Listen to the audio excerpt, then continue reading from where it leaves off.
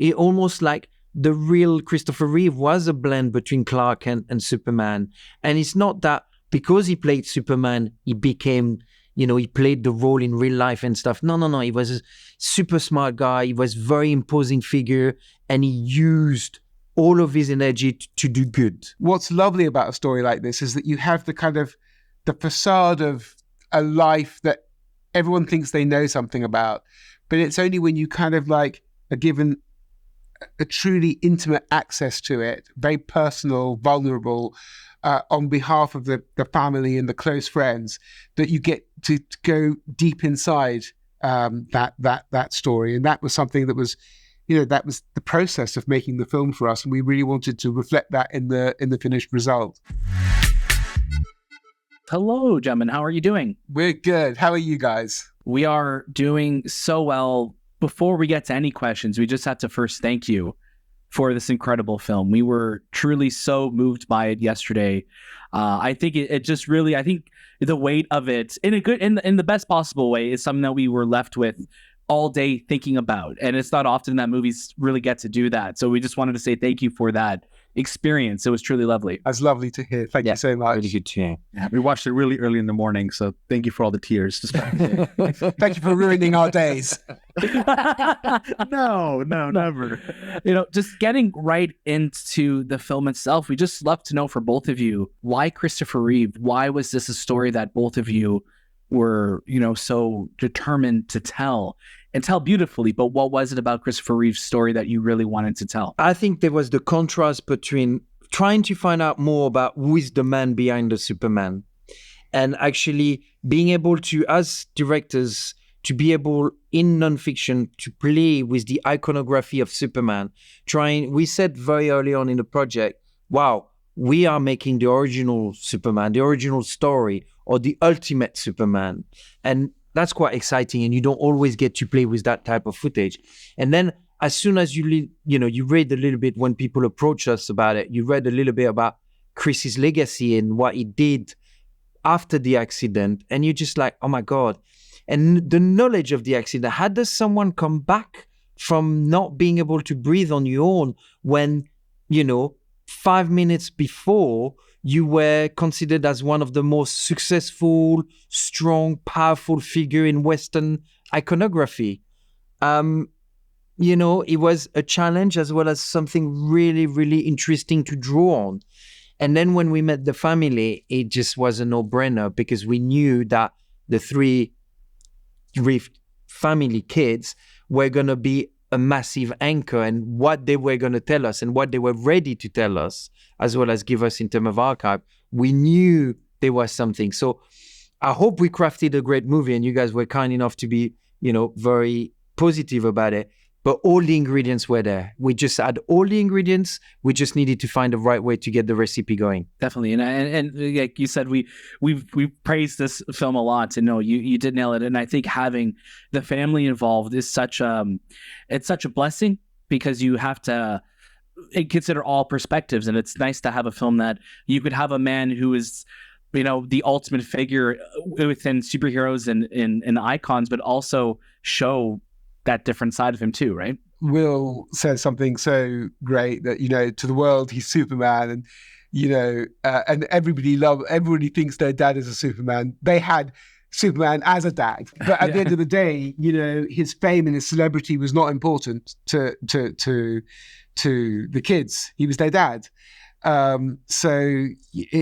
think what's lovely about a story like this is that you have the facade of a life that everyone thinks they know something about, but it's only when you kind of like are given a truly intimate access to it, very personal, vulnerable, on behalf of the family and the close friends, that you get to go deep inside that story. And that was something that was, that was the process of making the film for us, and we really wanted to reflect that in the finished result. Yeah, and it shows. And what we loved so much when we were watching it is that we've seen the story of Chris, we've seen the story of Superman, and just like Superman, Chris's story is just so full of hope. How did you balance showing this larger than life alter ego with this more human and vulnerable moments? I think that's why we chose the narrative structure that we had. We didn't want to have a pre-accident and a post-accident. And even when we found out the line about, finally he made sense, his life made sense as a whole towards the end of his life.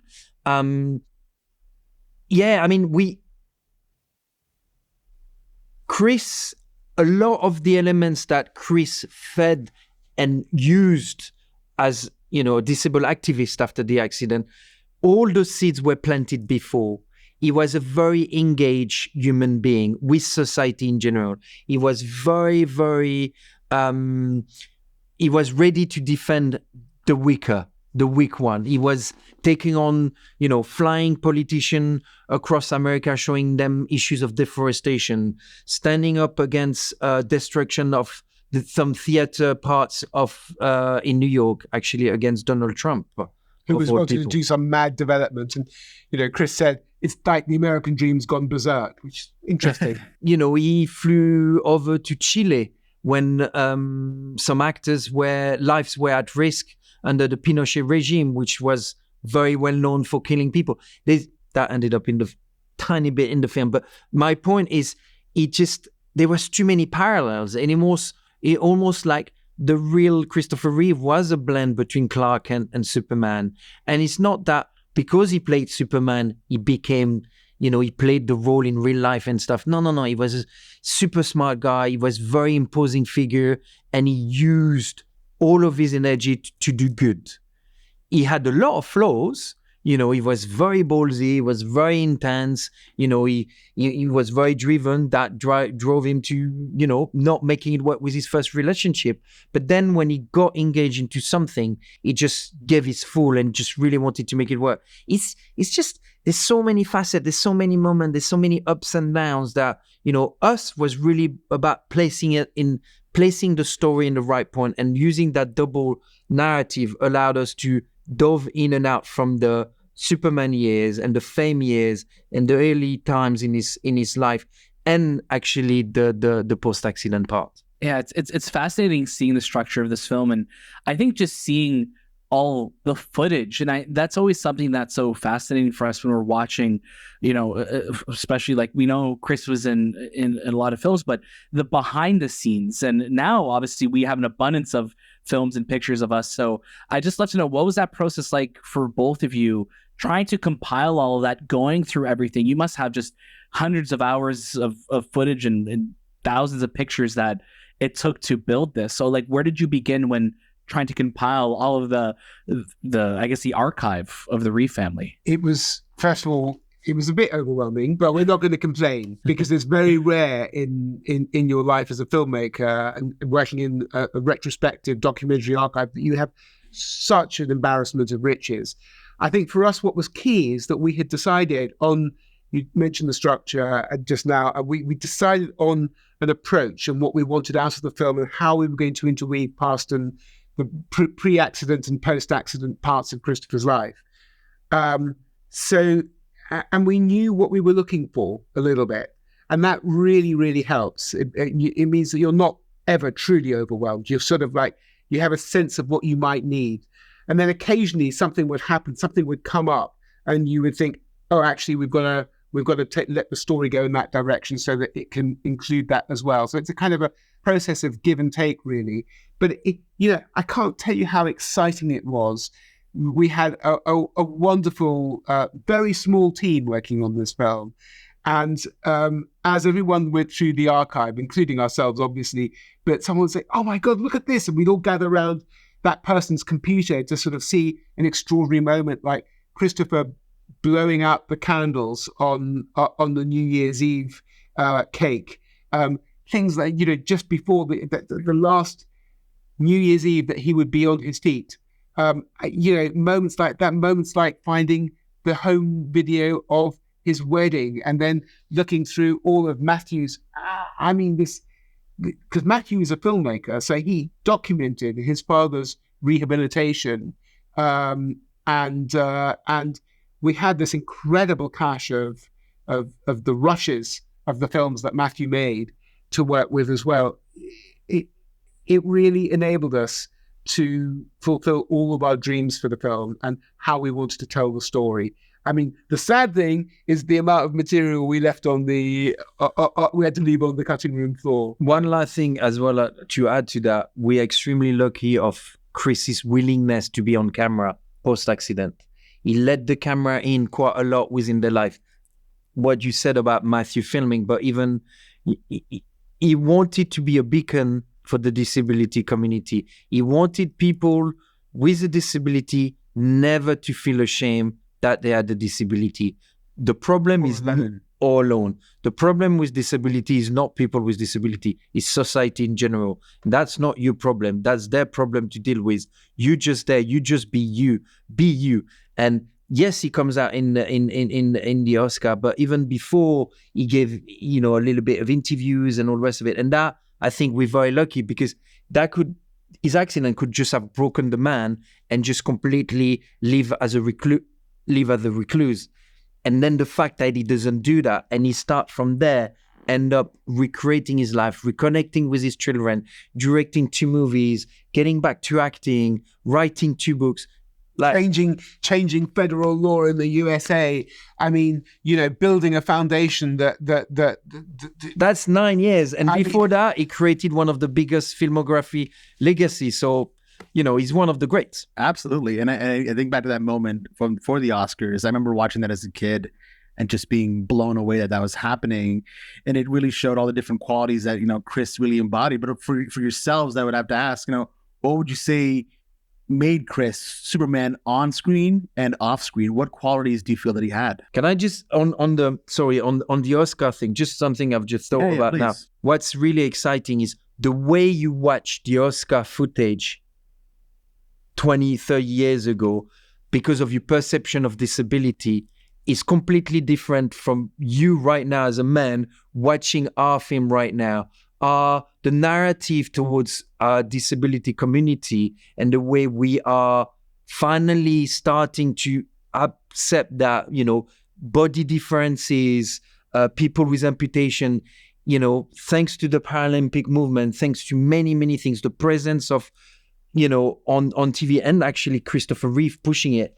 It's our film is coming out at the right moment. Maybe even 20 years ago, people were not ready the same. And to answer your question about Superman, the man, I think you can't quite compare, but what I love to say is that actually Chris, when he was in the wheelchair, he harnessed his superpower.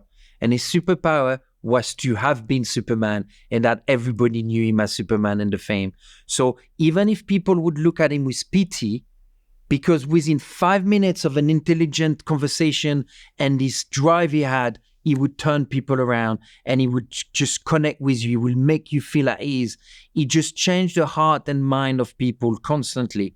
And that was in the 90s to the early 2000s. He would have carried on that work and he would have moved the needle of our society even further if he was still alive. Was your question about what made him such a great Superman? Well, it was more so like, I can what were answer the qualities that you feel? You can ask that if you like, but it was one of the qualities you feel that he had that made him Superman on and off the screen. Well, answer the right question, Peter. Come on, answer your question. You just want to talk and humiliate me, but it's just humiliating. How many viewers have you got? Because people can see what I have to deal with every day. It's just us two today. Don't worry. It's just us two today. So, I mean, what he channeled as Superman, apart from this sort of like witty, playful quality, was a very strong sort of sense of this character's moral compass and this sense of, he talks about Superman, about really trying to understand who Superman was. And one of the things that for him, the most important line he had in the film was when Lois Lane asks him, "Who are you?" And he goes, "A friend." And I think Chris was a friend to humanity, ultimately. He stood up for the causes that he believed in, either before the accident, his, determination. He was one of the early sort of environmentalists, really.